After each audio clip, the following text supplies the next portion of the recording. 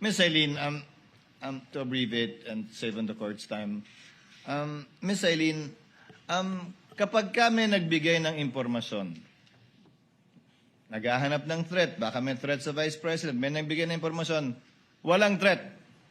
Ligtas ang Vice President pag nagpunta siya dyan. Hindi magka-classify yon na pwedeng bigyan ng reward at success.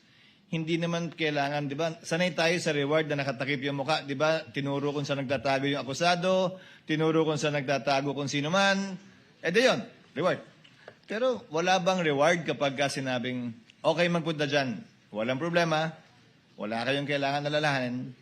Is that information or can that also be reward? Magpo-fall po siya sa information. So, kailan lang magiging reward yun kapag may naturo? Opo, kasi yun yung proof of success. Tuloy niyo po. Yun yung proof of success ng information na ibigay kasi may na-apprehend po or yun po, ganun po.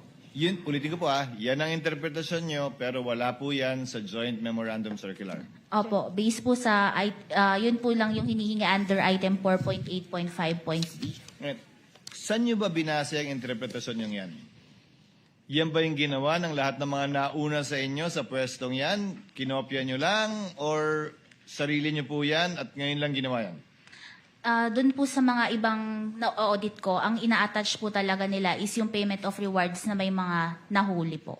So lahat ng in-audit nyo nung nakaraan, for consistency's sake, merong nahuli o na-apprehend? May ganun pong mga naka-attach na mga dokumento. At tulad dun sa iba, kapag walang nahuli o na-apprehend sa reward, ine-AOM o dinidisallow o sinususpend nyo? Hinahanapan po namin ng proof of success, opo.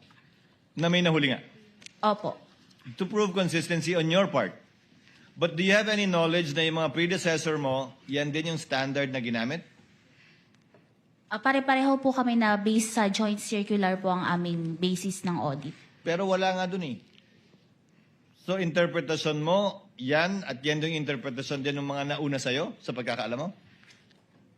Sa akin po, yun po yung naging Sa'yo lang? interpretation. Opo. Okay. You may proceed, Attorney Salamat Christine. po, Your Honor.